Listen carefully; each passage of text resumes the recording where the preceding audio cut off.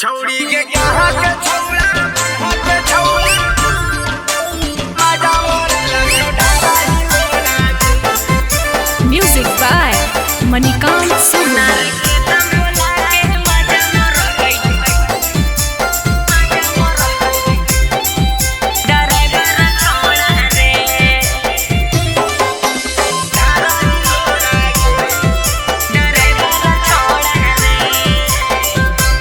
Bholenath recording studio बानावर Bishunganj.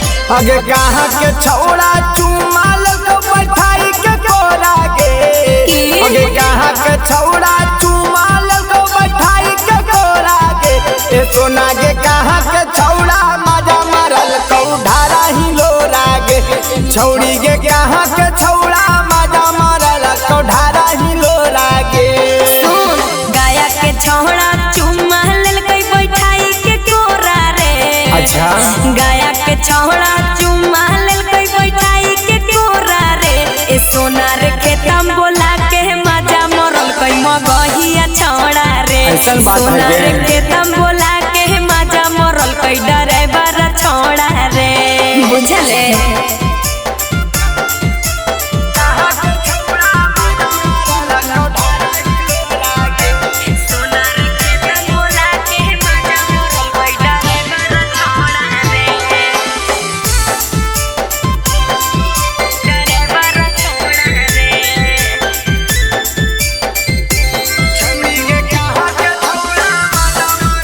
Music by Manikant Sugar.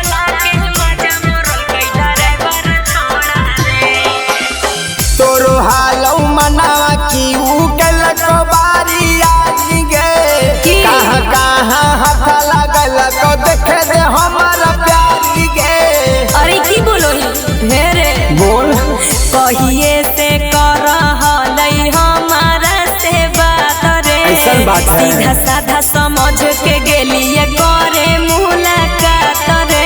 मजा आइलो न रे आगे कहाँ के छौड़ा हौरन बजल गौ गाड़ी के तोरा गे आगे कहाँ के छौड़ा हौरन दबल गौ गाड़ी के तोरा गे ए सोना के कहाँ के छौड़ा मजा मारल कौ ढारा ही लोरा गे छौड़ी के कहाँ के छौड़ा मजा मारल कौ ढारा ही लोरा गे अरे जमुई के छौड़ा हॉर्न बजल कई गाड़ी के मोरा रे। अरे बाप रे बाप। जमुई के छौड़ा हॉर्न दबल कई गाड़ी के मोरा रे।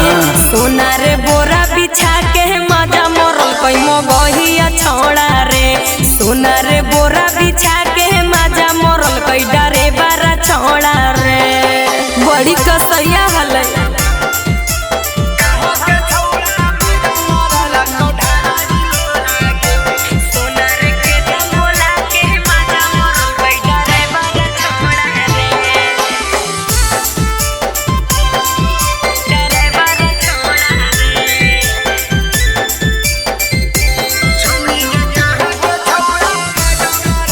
Music by Manikant Sugar.